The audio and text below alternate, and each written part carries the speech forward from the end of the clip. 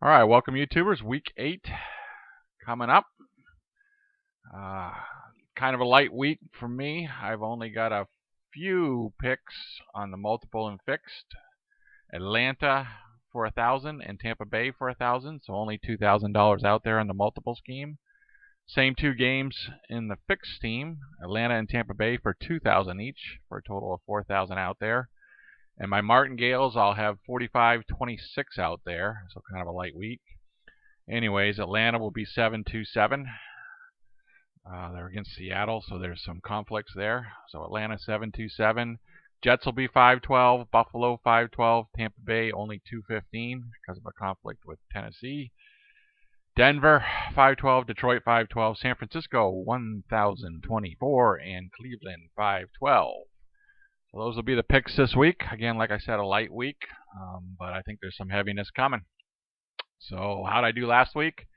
Well, disappointing, even though I won some money.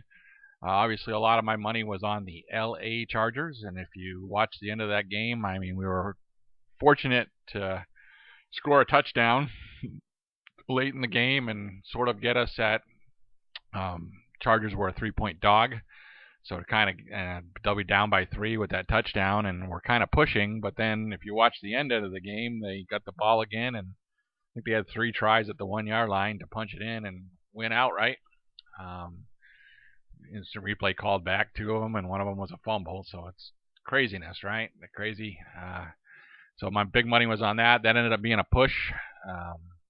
So the other 3 games, Atlanta kind of got blown out by the LA Rams, which I didn't know if that was going to happen, whether it would be tight or not. Obviously, the Rams are back in form, and Atlanta not. So they lost that one, so that was a down 1,000. And then the Jacksonville and Washington, even though Washington lost 9-0, they still covered 10 points. So yeah, you cannot score and cover. So those 2 were winners. Basically, effectively, I was 2 wins and 1 loss for the week with a push on the Chargers. So for the multiple scheme, that was plus 18 in profit. The fixed scheme is double that, 16.36 in profit.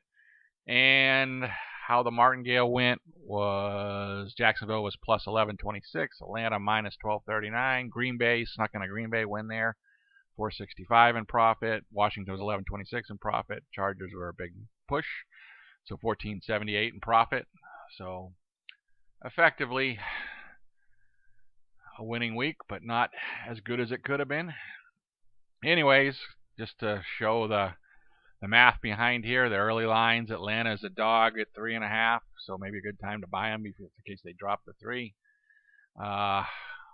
They're kind of conflicting with Seattle, but more money on Atlanta in the martingale scheme.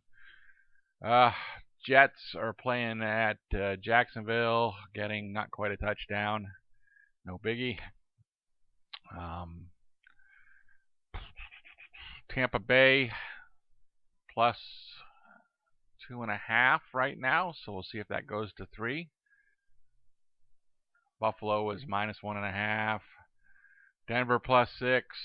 Going to Indianapolis, we'll see. Detroit a favorite over the Giants. Scary. San Francisco 5.5 at home over Carolina. Not bad. And Cleveland almost a double touchdown dog against rolling New England. About time for New England to start slowing down. We'll see how that goes. Just want to check real quick, make sure I had the Jets in there, and I did.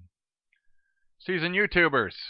So this last week, week 7, kind of mixed results. I got 3 new people out there on the right, but my normal people, Geo knows, he went 2-2. He's now 12-15. These are at $2,000 bets. That would be negative 81.84, just to keep everybody equal here. Half Moon went 3-1 to get him to 13-14, still a losing record. He was week 1. He went 4-0, and it's been going downhill since. Logan Schiff did not pick this week. Teddy Bear did not pick 2 weeks in a row. You can see their respective 16-14 and 4-5. I went effectively 2-1 to go 5-5 in both systems because the Chargers pushed. So I'm down a little bit of money, but for week 5 was my best. OSGA sports betting. They were 8-6. He went 0 for 3 this week. Now he's 8-9 and losing money.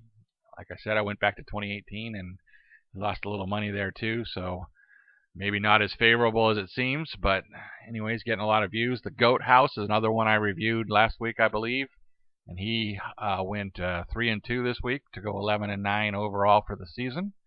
Of course, he was tops in week 1 and has been yet to get back there. And I got one more man that I haven't quite reviewed independently, but the Meat Man, Dave Scandilato. Sorry if I mispronounced his name. He was rolling high here. I did go look last year, and he was sort of 8-11. He moves a lot of lines and does some other stuff like teasers. So this week he was 1-1, and he also threw in a teaser that lost with New England. They did not hit the over between the two teams, but he's 10-4. Drops him to 10-4 this year. So doing very well, and so I'll keep an eye on him too. So those are the YouTube pickers status. Everyone else on YouTube I've wrapped up other years and generally not worth my time. With the plus 1478, plus 818, and plus 1636, we're still negative for the year. Like I said, 5-5ish or money wise. Martingale is down 14%, multiple down 2%, and fixed down 4%. So not in the black. Apple stock continues to rise. They're at the current high, and they're up 15% since the beginning of the year. So yeah, definitely trailing Apple. A little bit big run in the stock market for them. But all right, let's get those picks out there, and let's wish you luck this week, whether it's me or with somebody else. All right, see ya.